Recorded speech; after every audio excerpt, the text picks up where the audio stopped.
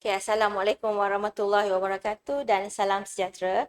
Bersama saya Puan Azma binti Haji Ahmad Fazali, Kaunselor Pendidikan Daerah PPD Kubang Pasu. Okey, pada hari ini saya akan berkongsi tentang kesihatan mental dan kehidupan norma baharu. Okey, tuan-tuan dan puan-puan apa khabar? Semoga anda semua berada dalam keadaan sihat dan sihat walafiat. Okey, saya akan berkongsi apa yang dikatakan aura dalam kehidupan kita. Yang pertama, positif, negatif, neutral, keimanan ataupun kebaikan. Okey, yang positif. Pernah tak anda berada di satu tempat, contohnya di klinik, tiba-tiba sama kita nak tunggu masuk berjumpa dengan doktor, kita boleh bersembang dengan orang sebelah kita ataupun orang depan atau sekeliling dengan yang macam dah kenal lama. Tuan-tuan perempuan, maknanya kat situ kita dan individu tersebut punya aura positif yang mana kita boleh bertegur siapa, kita boleh berkongsi maklumat ataupun cerita. Itu aura yang positif, itu positif. Yang kedua, aura negatif. Pernah tak kita berada dalam situasi, siapa orang ni tengok aku semacam je, macam jeling-jeling. Ataupun kita sendiri yang rasa macam contohnya saya kan, saya macam tak suka dengan apa tu pelakon. Pelakon yang macam meluat semacam. Itu maknanya aura negatif berada dalam diri kita ataupun aura negatif tu ada pada orang yang tengok kita semacam tu. Yang ketiga, aura neutral. Aura neutral ni kita tak menyedari kehadiran individu tersebut di sekeliling kita. Contohnya di satu tempat ataupun satu tempat kerja. Kita tak perasan pun orang tu ada dengan kita, bekerja dengan kita, lala kita tahu dia nak pindah dah. Loh, Kak duduk sini lama dah ke? Macam, maknanya kita tak ada rasa apa-apa dengan dia. Sedangkan kawan dia tu nangis tersesak dah. Itu namanya aura neutral. Maksudnya kita tak ada apa-apa perasaan sama ada positif atau negatif. Tapi biasanya sekejap je benda tu. Dan yang keempat, aura keimanan atau kebaikan. Aura keimanan ni biasanya ada ataupun kebaikan ni kita tengok apa tu tok imam ataupun orang ahli agama, ustaz-ustaz ataupun ustazah, kita tengok sejuk hati dia, macam sedapnya dengar ustaz ni bagi ceramah macam tu. Sedapnya dengar tahfiz anak-anak tahfiz ni. Dan juga kita tengok uncle ke tengok uncle tu baiknya, yang Chinese lah ataupun Indian. Baiknya dia budi bahasa baik sangat walaupun dia bukan seagama dengan kita tapi dia layan kita macam anak dia. Jadi di situ aura ni, aura yang keempat ni, keimanan atau kebaikan ya tuan-tuan, kita perlu pelajari ataupun perlu amalkan seperti kita berzikir, kita buat meditasi ataupun benda-benda yang menurut ke arah keagamaan. Okey, seterusnya. Apa yang topik yang kita nak bincang hari ini? Apa itu kesihatan mental? Kesihatan mental iaitu satu keadaan yang sejahtera di mana seorang individu itu menyedari tentang keupayaan diri dia, dapat mengendalikan tekanan dengan baik, dapat bekerja dengan produktif dan mampu menyumbang kepada masyarakat. Maknanya kita tengok dia seorang yang agak sempurna. Tak boleh kita kata sempurna, tiada siapa yang sempurna kecuali Allah. Jadi kat situ kita tengok bagusnya dia nampak seorang yang baik. Jadi maknanya individu tersebut dia mempunyai kesihatan mental yang baik. Seterusnya, penyakit mental. Penyakit mental ni adalah satu istilah umum untuk penyakit yang disebabkan oleh disfungsi otak ataupun brain dysfunction. Penyakit mental ni dibahagikan kepada beberapa simptom. Di antara penyakit mental yang kerap adalah depression, anxiety disorder, penyakit Alzheimer ataupun nyanyuk, skizofrenia, bipolar disorder, postnatal psychosis iaitu moroyan. Biasanya berlaku pada ibu-ibu yang melahirkan dalam keadaan yang cukup tertekan, tuan-tuan perempuan. Okey, epidemiologi. Apa epidemiologi? Epidemiologi itu adalah kajian kesihatan yang dibuat KPM seramai 48,258 responden pada Ogos 2018.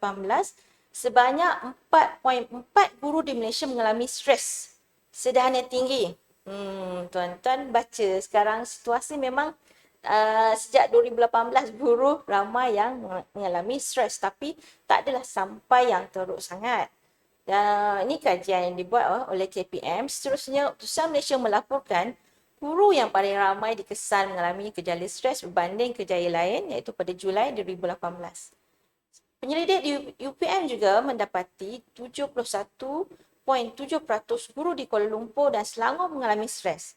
Nanti kita tengok kenapa agaknya, kita boleh fikir kenapa agaknya guru-guru di bandar-bandar besar lebih mengalami stres. Okey, antara faktor yang penyumbang kepada stres iaitu beberapanya adalah isu keluarga, kewangan, bebanan tugas, tidak mendapat penghargaan, kurang mahir dalam menjalankan tugas, kurang mahir menangani stres. Okey, saya terangkan tentang neurosis. Neurosis adalah kita mengalami perubahan dan gangguan dalam pemikiran, perasaan dan kelakuan tanpa menjejaskan kewarasan kita. Yang mana individu yang mengalami neurosis selalunya sedar akan keadaan kesihatan mereka. Fungsi harian mereka mungkin sedikit terganggu. Contohnya macam neurosis yang terkawal macamnya kita kematian ataupun kita kehilangan seseorang yang kita sayang. Kita tak adalah sampai yang terlampau kemurungan kesedihan yang terlampau. Kerana kalau kesedihan ataupun kita rasa tak happy selama lebih daripada tempoh 2 minggu yang mengganggu kehidupan seharian kita disebut kemurungan ataupun depression ya tuan-tuan dan puan. Seterusnya dalam neurosis adalah kebimbangan ataupun anxiety. Penyakit ini digejalai oleh perasaan bimbang, resah dan gelisah. Seseorang itu akan rasa tegang, berpeluh, tertekan dan berdebar-debar, perasaan takut terlampau akan bahaya yang mereka tak ketahui punca. Itu adalah anxiety. Kalau bimbang yang sedikit saja macam nak bercakap kat depan masa perhimpunan ataupun bimbang kita tak tahu jalan nak pergi sana, itu bukan dalam keadaan kebimbangan yang tinggi, itu bimbang yang agak ringan. Adakah saya bersedia ataupun mengalami kemurungan? Okey, tuan-tuan boleh tengok diri tuan-tuan. Okey, seterusnya psikosis. Psikosis adalah individu yang mengalami perubahan yang amat ketara dalam pemikiran, perasaan dan tingkah laku mereka. Kewarasan mereka juga terjejas. Penderita akan merasa keliru dengan mengalami suara-suara gaib berkomunikasi dengan mereka. Ini dikenali sebagai halusinasi. Pernah tak dengar tuan-tuan kata pernah baca tentang berita ataupun artikel yang mereka ada pesakit tu nak terjun bangunan. Dia kata nak masuk syurga ke, hilangkan perasaan rasa kebimbangan ataupun rasa stres mereka, terjun bangunan akan jumpa kehidupan yang baru. Ada kan selalunya kalau cerita-cerita Korea macam itulah. Mereka juga mempunyai kepercayaan pelik yang tak dikongsi oleh orang lain dan menyebabkan reaksi melampau dari pesakit berkenaan, dipanggil delusi. Yang mana tuan-tuan kena ingat halusinasi dari segi dia punya didengar dan juga dilihat. Dan delusi ni dia percaya dalam pemikiran dia benda ni betul, benda ni orang lain buat salah yang terlampau, itu disebut delusi. Mereka mungkin bercakap dengan merapu, mengarut, berkelakuan aneh seperti bercakap dengan seseorang, ketawa atau marah dengan tiada bersebab. Itu delusi. Contoh psikosis yang sering dialami adalah skizofrenia. Antara ciri utama ialah halusinasi, delusi, kecelaruan pemikiran, kecelaruan pertuturan dan tingkah laku. Prestasi mereka juga, prestasi kerja merosot dengan ketara. Sebab dia tidak boleh berfikir dengan waras ataupun berfikir dengan normal. Bipolar disorder, Dwi Kutub, iaitu penyakit ini mengakibatkan mereka mengalami perubahan yang ketara dari segi emosi. Hilang kawalan dan menjadi terlalu gembira, fasa manik, atau terlalu sedih, fasa kemurungan. Okey, faktor biologi untuk penyakit mental ni ya tuan-tuan, faktor risiko dari aspek biologi terdedah pada toksin seperti tembakau, arak semasa dalam kandungan, iaitu ibu-ibu terlalu suka isap rokok ataupun terlampau mengambil arak dalam pengambilan makanan harian. Lepas tu faktor genetik menambah risiko pada gangguan mental.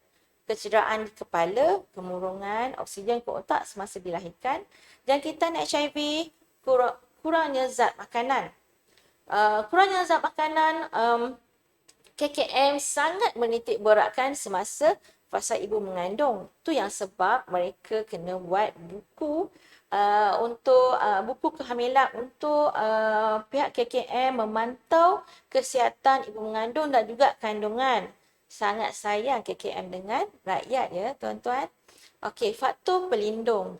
Perkembangan fizikal bersesuaian dengan umur, maknanya tu yang ada faktor-faktor yang macam mana dalam buku-buku ibu mengandung dan baby tu dia tengok pembesaran atau tumbuh-besaran tu selari tak dengan umur. Kesihatan fizikal yang baik, faktor intelek yang baik. Faktor psikologi. Faktor risiko iaitu masalah pembelajaran, penderaan dan pengabaian seksual, fizikal dan emosi. Okey, saya baru-baru ni terbaca tentang pengakuan seorang mangsa dera yang sekarang dia dah berumur dalam 30 tahun ke atas, yang mana sangat menyayat hati tuan-tuan, penderaan yang dia tidak diterima oleh ayah kandungnya dan dia diseksa sehingga ayahnya rendam hidup-hidup dalam polah supaya dia mati. Puncanya dia tak mahu lagi kelahiran di awal perkahwinan. Kesian dia. Tapi dia positif kerana dia fikir dia muhasabah diri, kenapa aku macam ni, ada hikmahnya dan dia sentiasa reda keadaan dan akhirnya menjadi seorang individu yang berjaya. Okey, pewatakan yang bermasalah, ciri-ciri personaliti yang sukar menyesuaikan diri dengan persekitaran. Faktor pelindung, belajar dari pengalaman. Kalau orang yang macam ni, kita buat macam ni. Itu kita belajar dari pengalaman. Mungkin pengalaman saudara mara kita ataupun rakan sekeliling ataupun individu yang lain. Kepribadian yang tinggi, bijak mengesan dan menyelesaikan masalah, bijak bergaul dan sosial. Okey, faktor sosial. Faktor risiko kenapa mereka ni sakit mental iaitu penjagaan diri yang tidak konsisten. Perbalahan dalam keluarga. Yang itu biasanya anak sentiasa berada dalam institusi keluarga yang sentiasa mak ayah bergaduh, jadi tidak harmoni. Kadang-kadang emosi anak ataupun perhubungan anak terganggu. Kurang disiplin dalam keluarga, pengurusan keluarga yang lemah, kematian ahli keluarga. Kematian ahli keluarga kadang-kadang sehingga menyebabkan anak kemurungan, tak mahu keluar bilik, isteri atau balu yang terasa hidup ni dah tak ada apa-apa sebab dia terlalu bergantung dengan suami. Jadi dia rasa sangat tertekan. Okey, faktor pelindung, hubungan kekeluargaan yang sihat, peluang yang luas untuk terlibat dalam hal-hal kekeluargaan, pengiktirafan dari pihak keluarga. Contohnya tuan-tuan, contohnya anak kita dapat nombor 3 lah katakan. Kita jangan bila nak kita cakap, Mama, Angah dapat nombor 3. Jangan kita cakap, loh, nombor 3 je. Kenapa tak dapat nombor 1? Jangan, tuan-tuan. Kita kena cakap, tahniah Angah, tak apa, cuba lagi. Lepas ni kita boleh dapat nombor 1 pula. Maksudnya kat situ ada pengiktirafan. Jadi jangan kita terus condemn anak tu dah berusaha. Bukannya dia tak usaha tapi kurang berjaya untuk dapat tempat pertama. Kita bagi lagi sokongan dia. Okey. Faktor persekitaran. Untuk risiko gagal dalam pelajaran dan tugasan, kadang-kadang ibu dan ayah terlalu menekan anak. Jika hang tak dapat nombor 1, hang bukan anak aku.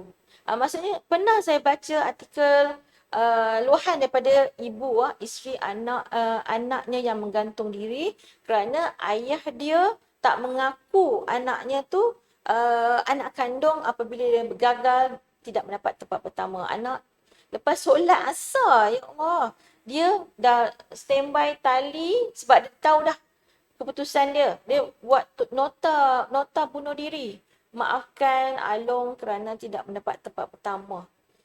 Jadi lepas tu dia letak dalam meja dalam bilik dia. Dia dah lepas solat asar dia minta ampun dengan Allah tapi itu bukanlah yang terbaik. Minta ampun tapi lepas tu bunuh diri. InsyaAllah. Jadi kat situ kita sebagai ibu bapa janganlah sampai terlalu menekan anak-anak. Jika anak tak mampu, tak apa. Kita cuba bagi sokongan, motivasi pada dirinya. Okey, persekitaran sekolah yang tidak sihat. Biasanya ni mangsa buli. Selalu sangat kita tengok buli menyebabkan anak-anak menjadi kemurungan ataupun anxiety. Ya, sebab tak nak pergi sekolah. Rupanya selidik dibuli dan dipau weight. Sebab konon-konon anak orang kaya. Jadi benda tu kita sekeliling, masyarakat sekeliling kena berwaspada ya tuan-tuan dan puan-puan. Kenapa anak kita macam ni? Jadi kita tanya ataupun anak murid kita tanya kenapa tak main sekolah selalu? Kenapa pencapaian merudum? Ada faktor-faktor penyumbang kenapa mereka jadi macam tu. Okey, faktor pelindung, pencapaian akademik yang cemerlang, peserta sekolah yang mesra dan sihat. Okey, faktor masyarakat. Faktor masyarakat, masyarakat yang berselaru, penuh dengan pergaduhan. Contoh dalam kampung tu, kau tuduh aku tuduh hang. Dipinggirkan dan berpuak-puak. Jadi dalam satu kampung tu, dalam satu rumah di taman, dia saja orang lain semua leftkan dia dalam grup. Orang tak mau dia. Jadi kat situ dia rasa dipinggirkan. Itu menyebabkan kadang-kadang dia tak campur dengan orang. Dia tak mau sebab dia rasa rendah diri.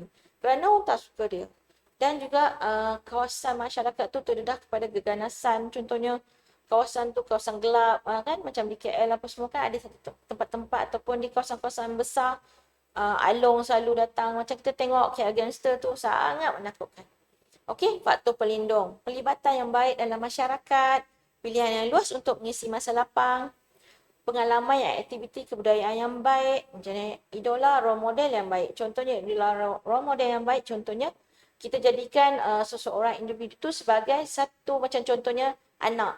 Okey, anak yang dah berjaya ni, dia kenapa dia berjaya? Sebab ayah dia mendorong dia. Tak semestinya role model tu masyarakat, ahli politik ataupun artis lah. Setengahnya orang suka artis Jadi kita terpulang siapa idola kita. Jadi kalau saya, idola saya ibu dan ayah saya. Jadi macam mana ibu ayah saya mendidik saya didik anak macam tu.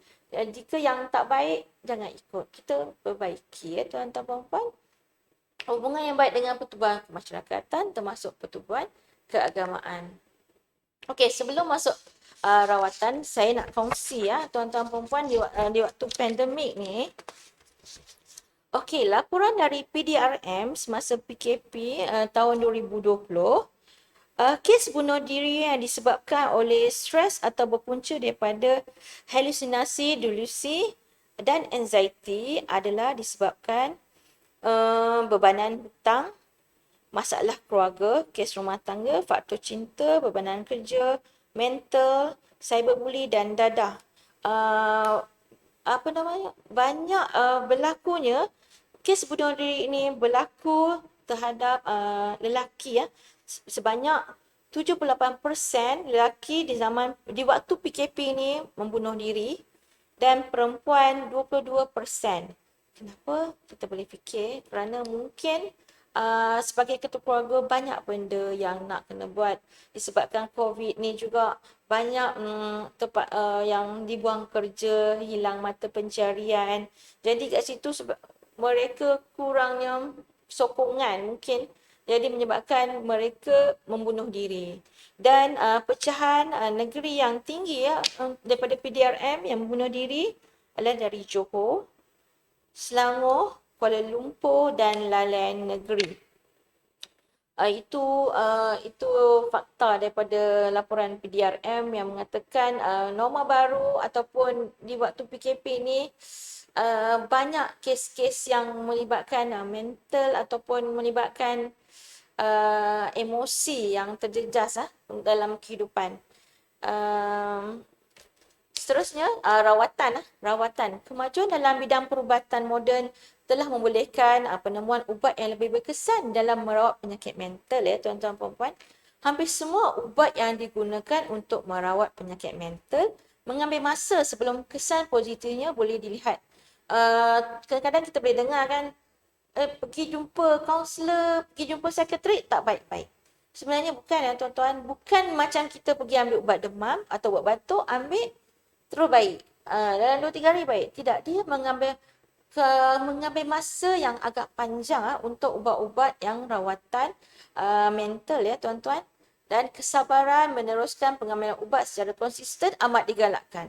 Kerana ada juga pesakit ataupun individu yang jumpa psikiatrik, ambil ubat, kemudian tak makan ubat. Jadi dia akan jadi balik penyakit yang contohnya bipolar disorder. Contohnya dia miss ubat. Jadi dia gejala yang dia terlampau marah ataupun terlampau happy tu berlaku pada diri dia, mengganggu kehidupan seharian. Puncanya dia tak makan ubat secara konsisten. Jangan tuan-tuan, jangan kita tinggalkan ubat yang telah ditetapkan oleh doktor. Selain ubat psikotropik, iaitu pendekatan sokongan seperti kaunseling, psikoterapi, terapi kognitif, terapi berkelompok, terapi keluarga, pendidikan, psikologi, terapi pemulihan cara kerja dan pemulihan psikososial telah terbukti sama pentingnya dalam pengambilan ubat untuk rawatan mental ini.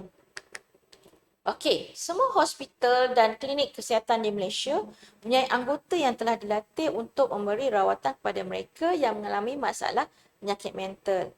Pakar psikiatrik akan dirujuk untuk kes-kes yang tertentu. Untuk kes-kes yang agak ringan atau kita boleh berjumpa dengan kaunselor untuk mereka membantu dari segi emosi dan mendapat sokongan moral. Okey, ni ada doa untuk menghadapi tekanan atau stres. Tuan-tuan boleh tengok surah Ali Imran ayat 173, iaitu cukuplah untuk menolong kami dan ia sebaik-baik pengurusnya.